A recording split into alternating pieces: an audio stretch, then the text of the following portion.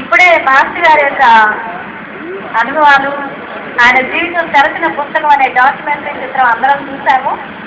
వారి గురించి చెప్పడానికి ఇంకా ఏమీ లేదు, కానీ వారితో నాకున్న అనుబంధం ఏంటి అంటే, మా విద్యా సంస్థలకు సంబంధించిన ఏమైనా అధికారులతో సమావేశాలు జరిపినప్పుడు ఈ సంస్థకు సంబంధించిన అవసరాలు ఏదైనా చెప్పడానికి చాలా ధైర్య సాహసాలు ప్రదర్శించేవారు. మిగతా వాళ్ళందరూ అధికారుల ముందు మాట్లాడితే ఏమవుతుందో, వాళ్ళు ఏమంటారు, ఏది అడుగుతారో అని కొద్దిగా సంతరించేవాడు. కానీ మాస్టర్ మాత్రం వారు ఏది అడిగినా నాకు అనవసరం, నాకున్న సమస్యని వారి దృష్టికి తీసుకువెళ్ళాలి అని చాలా ధైర్యంగా సమస్యని వారి దృష్టికి తీసుకెళ్లేవాళ్ళు.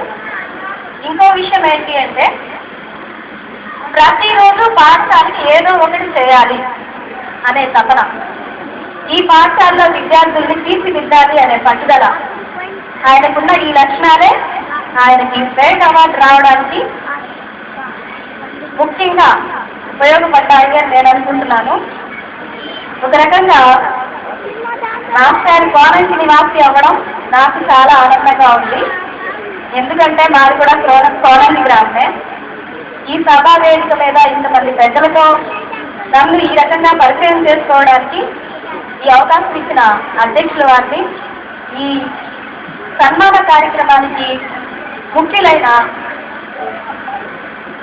ఉప్పలపాటి వెంకటేశ్వరరావు గారికి నా హృదయపూర్వక అభినందనలు తెలుపుతూ, వారి లాంటి వారిని అనేకుల్ని తయారు చేయాలి అని కోరుతూ అవకాశం ఇచ్చిన వారికి నమస్కారాలు చెప్తున్నాను.